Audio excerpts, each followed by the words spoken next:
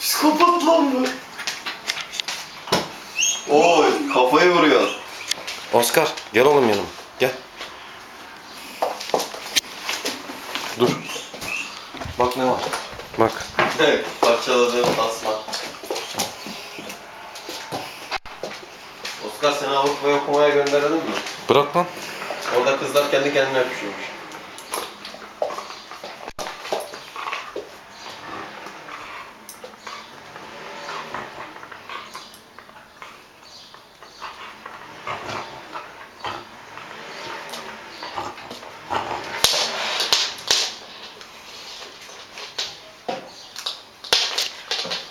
Fotoğraf mı çekiyorsun sen? Video.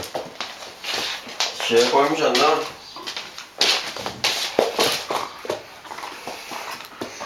Vay anasını çekelim ya.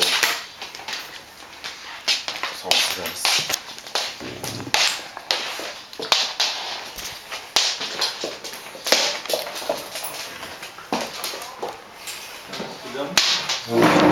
Oturan var mı? Ne var? Oturan mı?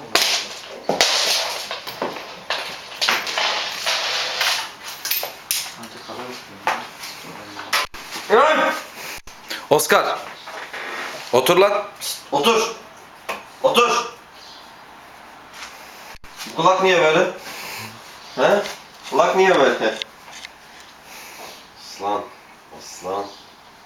Ort. Ort. Oscar gel bakayım. Gel.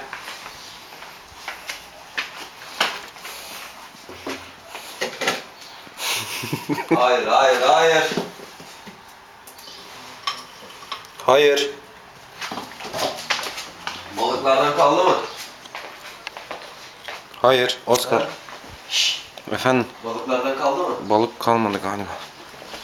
Yoksa onu o şeyi yaptırırdık, onu çekerdim diye.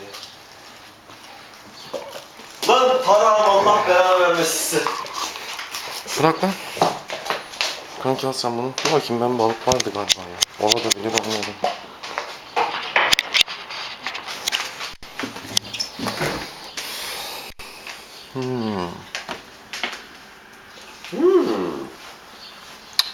Allah Allah nasıl yok ya? Birkaç tane olması lazım. Atılmıştır. Yenmiştir.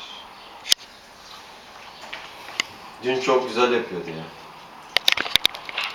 Dur şimdi ben ona mamayla da yaptıracağım. Oscar. Otur. Hayır.